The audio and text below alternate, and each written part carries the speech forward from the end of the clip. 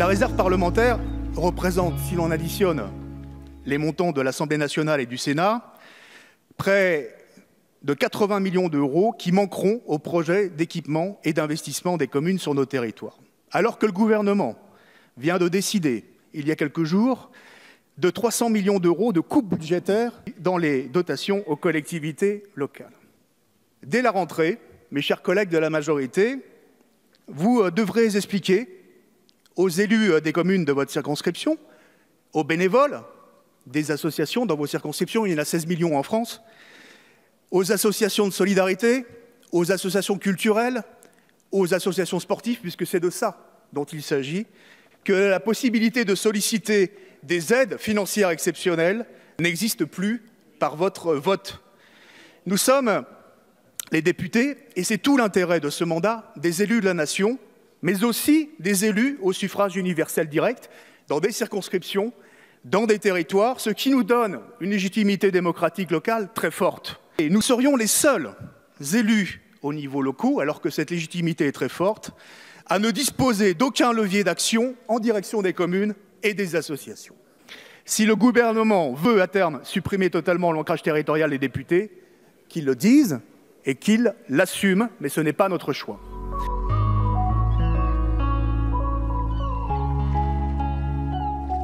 Monsieur Blanquer, votre ministère devait être sanctuarisé. Sur le plan budgétaire, il n'en est rien. Après une hausse sans précédent des crédits pour l'enseignement scolaire et 54 000 postes recréés entre 2012 et 2017, vous annoncez la suppression de 3 500 postes en 2019, qui se traduiront par une dégradation des conditions de travail des personnels. 2 650 postes d'enseignants dans le second degré, alors que 40 000 élèves supplémentaires sont attendus à la rentrée 2019, dont 38 000 au collège. 400 postes administratifs qui s'ajoutent aux 200 de l'an dernier, soit moins de personnel administratif en 2019 qu'en 2012, avec des conséquences néfastes dans l'accompagnement du système éducatif sur nos territoires et en particulier dans les directions académiques. Les suppressions de postes dans l'éducation nationale représentent 40% du total des suppressions dans la fonction publique d'État, ce qui veut dire que vous devrez rendre d'ici à 2022 plus de 20 000 postes supplémentaires. Monsieur le ministre, les enseignants ne demandent pas des heures supplémentaires, mais plutôt des moyens humains supplémentaires et davantage d'adultes présents pour les épauler.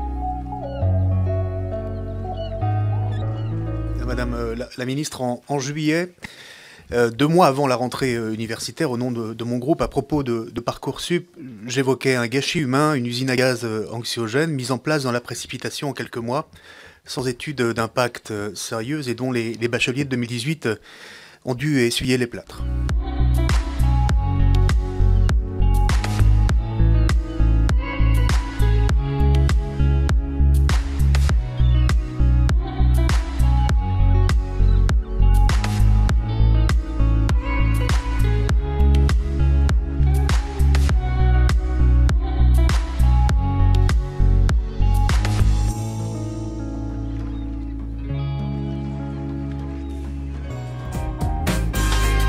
Oui, alors j'ai 46 ans, c'est vrai, et puis 30 ans de vie politique et d'engagement. J'ai voulu montrer d'abord la très grande continuité de ce que sont mes idées depuis le début des années 90, quand je me suis engagé en politique aux Jeunes Socialistes.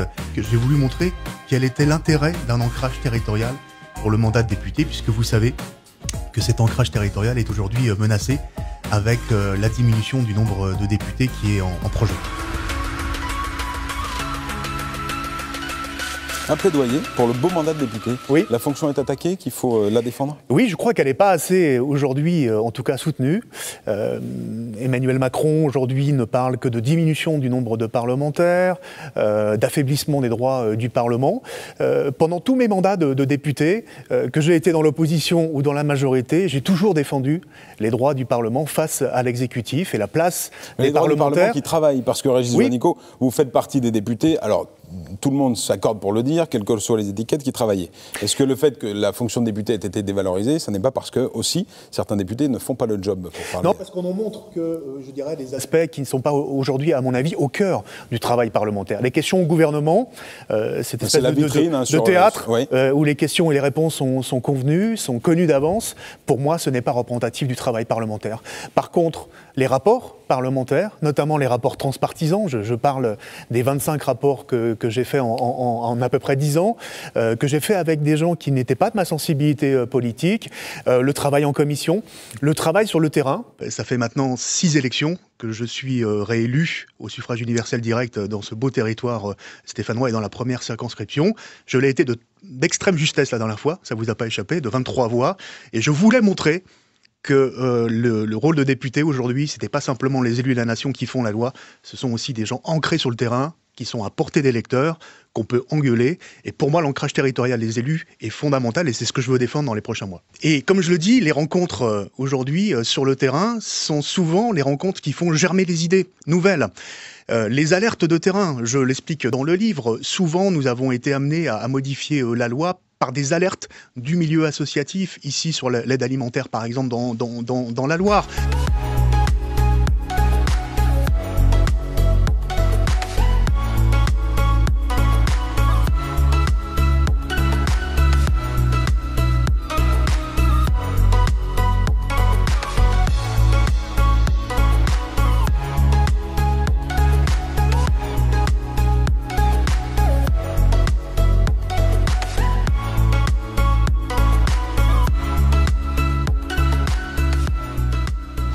Des engueulades en tant que député, qu'est-ce qu'on ressent?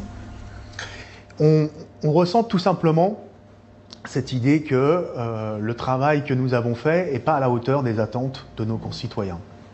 Et donc, il y a une remise en question? Oui, bien évidemment. Et c'est pourquoi c'est très important que les députés de la base, du terrain, puissent être écoutés ici, quand ils montent le mardi matin, qu'ils s'expriment en réunion de groupe, notamment dans le groupe majoritaire, parce que pendant tout le week-end, ils ont côtoyé, rencontré leurs électeurs et qu'ils sont des très bons thermomètres de ce qu'est l'ambiance sur le terrain. Donc ça compte énormément. Cette remontée-là, elle est pour moi partie intégrante du rôle d'un député. Faire remonter ce que disent les électeurs sur le terrain. Et accepter le mécontentement, bien évidemment. Accepter d'être remis en bien cause. Évidemment. Nous l'avons eu pendant 5 ans, quand nous étions dans la majorité, sur les questions fiscales, les questions de pouvoir d'achat. Et donc ces mécontentements-là, tout simplement, il fallait les faire remonter. C'est ce que nous avons fait avec un certain nombre de nos collègues, sans être forcément entendus, mais là, c'est plus un problème aujourd'hui de 5e République et de déséquilibre entre les pouvoirs. Hier, on a déjà pu assister au choc de ce début de saison. C'est le match du 11 parlementaire, tout de suite dans le transmis. Je pense que les parlementaires vont prendre une tôle. Il y avait tout le gratin. L'équipe de l'Assemblée nationale était emmenée par son capitaine, le socialiste Régis Juanico, a.k.a. la muraille. Il a été intraitable.